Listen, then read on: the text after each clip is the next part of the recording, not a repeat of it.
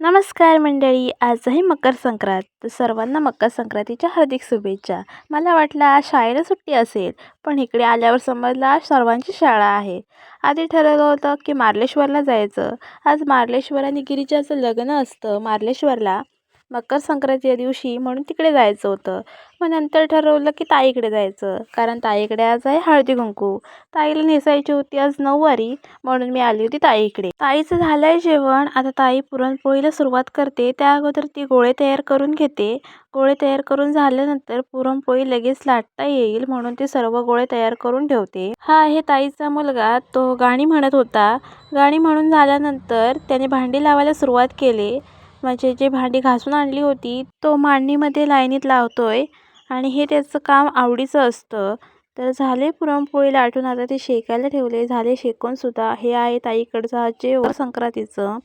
ताई नंतर सुगड पुजायला गेली. ताईने तिळगुळ केला होता, तर एका डब्यामध्ये होता. त्यातले मी तिळगुळ खात होती आणि ह्यानं तर डबा घेऊनच बसला होता. झाली तिची तयारी सर्व मांडून. ताईनं हळदी कुंकात वाटायसाठी जो तिळगुळ केलाय तो पॅकच केलाय, म्हणजे पिशवीमध्ये. तिची तयारी झाली. आता तिला सुरुवात करणार आहे हळदी कुंकाला.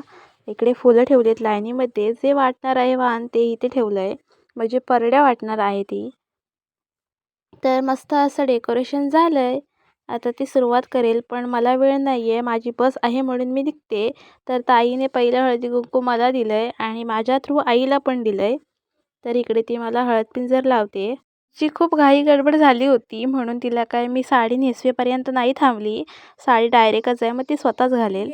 महिनाभर अगोदरपासून एक्सायटेड होते की शहरात असेल ना त्या दिवशी मी जाणार आहे मार्लेश्वरला, त्या दिवशी जाणार आहे मार्लेश्वरला.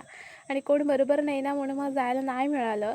नाहीतर जेव्हा कोण बरोबर असतं ना तर नक्कीच आज मार्लेश्वर मला जायला मिळालं असतं. जायचं होतं, पण देवाने माझी इच्छा मे महिन्यामध्ये सर्वजण आम्ही गेलो होतो तेव्हा पूर्ण केली. गर्दी वगैरे काय नव्हती, थोडा थोडा पाऊस होता. हाच होता व्हिडिओ. कसा वाटला नक्कीच कमेंटमध्ये सांगा. थँक्यू.